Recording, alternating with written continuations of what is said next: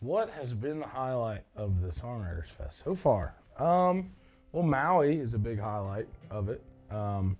Obviously, there's a lot of great writers here. I'm sure as everybody watching this probably knows, but no, it's just been it's been a nice kind of working vacation, I guess, if you can call this working at all. Really, I don't know if you could, but it's been fantastic. You know, obviously we're in a beautiful place and get to play songs. That's always exciting. You know, so it's been a pretty perfect trip. I don't know if there was one specific moment when I knew that I wanted to be a songwriter.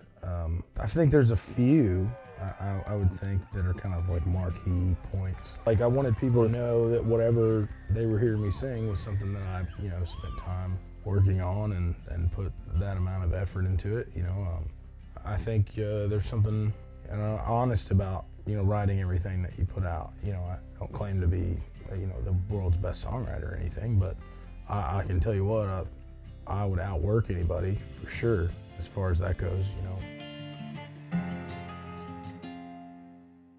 Well, what if there's not a good song to cut? I mean, that was my thing. That was my worry. It was somehow I get to be an artist and, you know, they're like, well, here's the songs that you have to pick from. You know, I didn't want to be like left with that, like it could like painted into that corner. You know, I felt like I could just like write what I felt like I didn't have or what I wanted from my album. I felt like I could just do it, you know, on my own and not be at the mercy of, you know, anybody else, I guess, you know.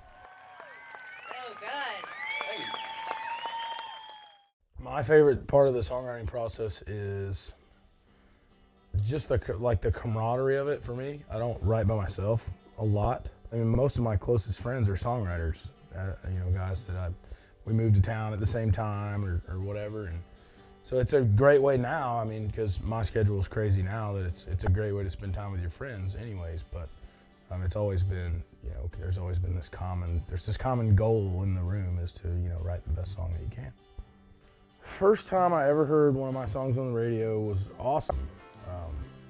You know, it was just one of those things where it's a long process to get to that point, you know, and I mean, there's a lot of luck involved for sure, whether it's timing or meeting the right people at the right time, at the right place, but I think 90% of luck is just preparing to have your moment.